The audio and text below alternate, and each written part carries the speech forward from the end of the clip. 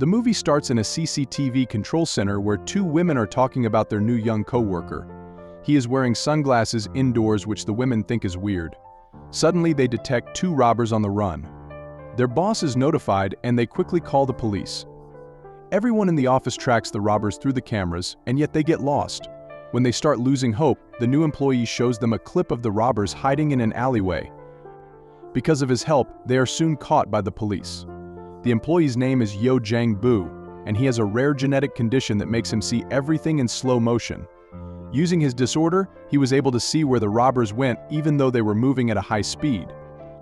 When Jang-boo was in class 5, he took part in a relay race with his childhood crush Bong Soo-mi. That was when he first started to see things in slow motion. His parents took him to Dr. Seok, who diagnosed him with dynamic visual acuity, a rare disorder that enables him to visually perceive fine detail in a moving object that ordinary people cannot, as if he's seeing the world in slow motion. To prove that Jang-boo indeed has the disorder, the doctor throws a baseball at him at high speed, which he catches with ease. The doctor advises him to wear sunglasses at all times for comfort. After Jang-boo is diagnosed, his father flies to a foreign country to earn money for his treatment. Jang-boo is left at home with his mother and younger sister. He claims that the disorder has been a blessing and a curse at the same time. Although he could watch the wind move women's skirts in slow motion, he was bullied in school for his sunglasses. His only friend then was Soo-mi, who he started to fall in love with. But as time passed, Soo-mi got severely bullied for being his friend, and so she left him. Following that, Jang-boo has never had a friend. He wanted to lose his eyesight altogether, so he watched TV all the time. His vision didn't really get worse, but he developed an obsession with K-dramas. He learned all the social skills from the actors in the drama, but never got out of the house to practice them. His father refused to return to Korea even during the holidays to save money. But it all went to waste when one day he died because of an accident in the workplace. Following the death, the only man that Jang-boo is close to is Dr. Seok. He advises him to see the world outside of his room and help his family with money.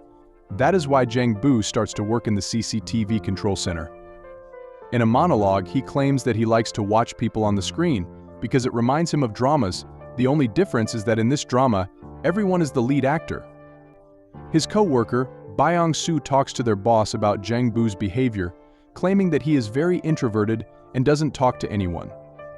He promises to take care of the guy because he is a true talent. Byung-soo sits beside him at work and tries talking to Jang-boo. However, a shy Jang-boo answers all of Byung-soo's questions in his head and doesn't speak to him. While monitoring the cameras, he seems to be counting how many steps people take to reach a certain place. Byung-soo thinks it's weird but doesn't ask any questions. In an attempt to socialize with him, Byung-soo asks him if he has a girlfriend. This reminds Jang-boo of Soo-mi, so he goes to her house the very next day. Soo-mi has grown up into a beautiful woman but with financial issues. Her debt collector nags her to sell the house to pay back her loans. Jang-boo watches her from afar but is too scared to go talk to her. That day onwards, he watches her through the CCTV cameras every day and memorizes her daily routine. At night she drinks soda in front of a coffee shop, so he too does the same. He sees her eyeing an abandoned sofa on the way and drags it in front of the coffee shop the next day. Soo-mi notices the sofa but doesn't think much of it. The following day, she is stuck at a bus stop because of heavy rainfall. Jang-boo sees this on the monitor and goes to help her with Byung-soo. He puts the umbrella over her like in the K-dramas, but Soo-mi calls him a creep and walks away. Following that, the two go to Dr. Seok asking for ways Jang-boo could impress Soo-mi. He suggests Jang-boo give her flowers. Soo-mi is late for her musical drama audition the next day. She calls the manager and starts singing in the middle of the road as her audition. As she sings a beautiful song, the bystanders watch her in awe. Jang-boo also arrives there with a bouquet of flowers. He hands her the flower after the song, but Soo-mi doesn't appreciate it. She tells him she would rather prefer a box of ramen and walks away. Jang-boo calls her name and finally introduces himself as her childhood best friend. But she claims that her name is Oh Soo-mi and not Bong Soo-mi. It turns out Jang-boo has been following the wrong woman all this time, yet he has started to fall for her deeply. That evening, they accidentally bump into each other and Soo-mi makes Jang-boo carry her groceries. Before leaving, Soo-mi asks him why he is looking for Bong Soo-mi, to which he replies that he used to like her in school. The next day at work, Jiang Bu sees Su Mi receive a phone call on the monitor. The person on the other end informs her that she got a role in the musical. She jumps and dances in the streets as Jiang Bu watches her on the screen. That night, Su Mi goes to celebrate at a local roadside restaurant. She notices Jiang Bu watching her from outside and invites him in. As they talk, she shows him the musical script and practices her lines. Jiang Bu compliments her acting and shows her a talent of his own. Soon, the entire restaurant watches Jiang Bu catch spoons thrown at him. The following day, Jiang Bu walks around Su Mi's neighborhood while counting his steps. Byong Su sees him doing this and realizes he is trying to memorize the ways. While returning home, Su Mi finds Jiang Bu waiting for her. They walk together talking about several things. She asks him what his job is and finds out that he works at the CCTV center and can watch people all day. They stop in front of the cafe that Su Mi always stares at. She reveals that she has a crush on the cafe's owner and gushes about him owning a car. A jealous Jiang Bu stares at the owner for a long time. He has made up his mind to take her on a ride to impress her.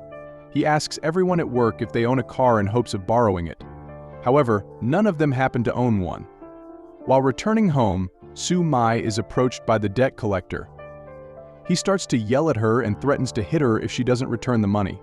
Jiang Bu and Byong Su arrive there right on time and save her from the man. When Jiang Bu returns to work, Su Mi yells thank you to one of the cameras, knowing that he is watching on the other end. At the end of the day, they meet at a park and talk for a long time. Jiang Bu asks her what she would do if she owned a car, to which Su Mi says that she would drive to the sea every day. Since he cannot get a car, Jiang Bu befriends his local bus driver by traveling with him all day.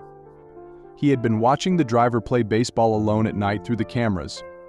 At the end of the day, Jiang Bu joins him for a game and asks him for a favor. Byong Su, the bus driver, and Jiang Bu pick up Su Mi from the bus stop the next day and make their way to Busan to visit the sea. Seeing his efforts to make her happy, Su Mi starts to like Jiang Bu. However, their bus is stopped by the border police, who don't allow the local district bus to enter the other district. An angered Su Mi tries to fight the policeman while Byong Su calms her down. Their effort is useless because at the end of the day, they have to return home without reaching the sea. Jiang Bu's boss tells them about recent cases of women being abducted around the town and asks them to be on high alert at all times. Just then, Jiang Bu notices Su Mi on a monitor, but she disappears right after. He freaks out and rushes to see if she is okay, only to see that she was trying to prank him to see if he will come. Su Mi takes off his glasses for the first time and the two finally kiss. Jiang Bu takes Su Mi home and she invites him in.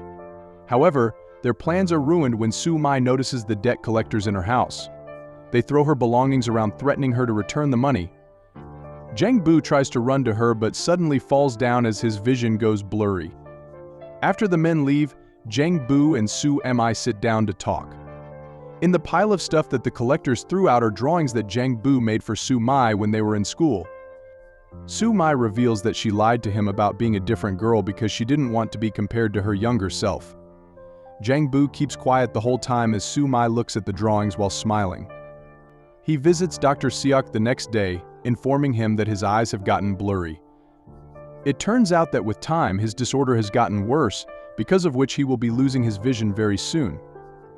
Jiang Bu had known that he would eventually go blind one day. That is why he has been counting steps everywhere he goes, so it would be easier for him when he loses his vision entirely. While Jiang Bu is troubled by his worsening vision, Su Mi is worried about her debt. She sells her house and gathers enough money to pay her creditors back, but now she has nowhere to live. Jiang Bu watches her on screen while she talks to a shopkeeper with a box of her belongings. Suddenly, his coworker notices a car suspiciously circling the same area. She looks closely at its number plate and notices that the car belongs to a kidnapper on the run. She notifies the boss and the police are informed immediately.